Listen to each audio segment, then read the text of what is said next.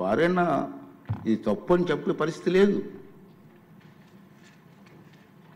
ఇటువంటి సంఘటనలు రాబోయే రోజులు జరగకూడదు అనేది నా తాలూకు ఆలోచన విధానం. మీరందరూ కూడా గమనిస్తూనే ఉన్నారు. ఇది ఎందుకు చెప్తానంటే ఇప్పటికైనా విజ్ఞతతో ప్రవర్తించాలని చెప్పి ఆ సభ్యులందరినీ కోరుకుంటున్నాను. సభ ద్వారా ప్రజాస్వామ్యం పెద్దలు మనకు ఎంతో ప్రజాస్వామ్యాన్ని ఇచ్చారు, రాజ్యాంగాన్ని ఇచ్చారు. రాజ్యాంగానికి అనుగుణంగా మనం ప్రవర్తించాలి తప్పించి మన ఇష్టం వచ్చిన మాట్లాడుకుంటాం. సర్వ హక్కులు నాకే ఉన్నాయి, నేను మాట్లాడతాను అన్నది ఇది పద్ధతి కాదని చెప్పి ఈ సభ ద్వారా సభ్యులందరికీ, అన్ని పార్టీ సభ్యులకు కూడా మనం చేస్తున్నాను. అదే ప్రజలు కూడా దీన్ని గమనిస్తున్నారనే విషయాన్ని కూడా మనం చూసుకోవాలి. ఉంది మన గవర్నర్ ప్రసంగం అయింది నిన్న. ఈరోజు గవర్నర్ ప్రసంగం మీద చర్చ ఉంది.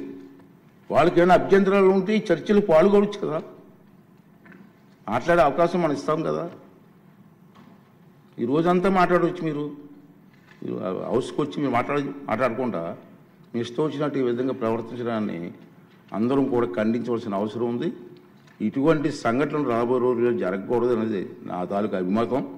ఈ రెండు విషయాలు మీ ముందు చెప్పాలని నేను ఈ మాట మాట్లాడతానని చెప్పి మనం చేస్తూ, మరి ఇప్పుడు ఈ సభలో జరగబోయే సభలో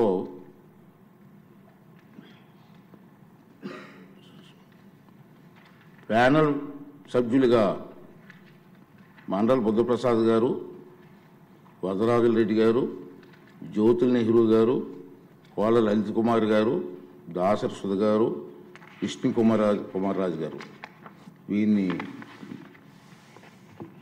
నియమించడం జరిగింది. ఆల్రెడీ మరి లాస్ట్ టైం కూడా అనౌన్స్ చేసాం. మధ్యలో ఏమన్నా గ్యాప్ వస్తే వాళ్ళు కూడా సభను నడిపించవలసిందిగా, వారిని కూడా రెడీగా ఉండవలసిందిగా మీ ద్వారా వాళ్ళని కోరుకున్నాను.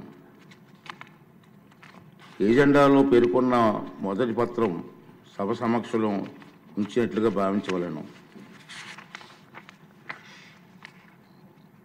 ఉభయ సభలో సభ్యులను ఉద్దేశించి 24 ఫిబ్రవరి 25 గవర్నర్ గారు చేసిన ప్రసంగాన్ని ప్రతిని సెక్రటరీ జనరల్ సభ సమక్షంలో ఉంచుతారు.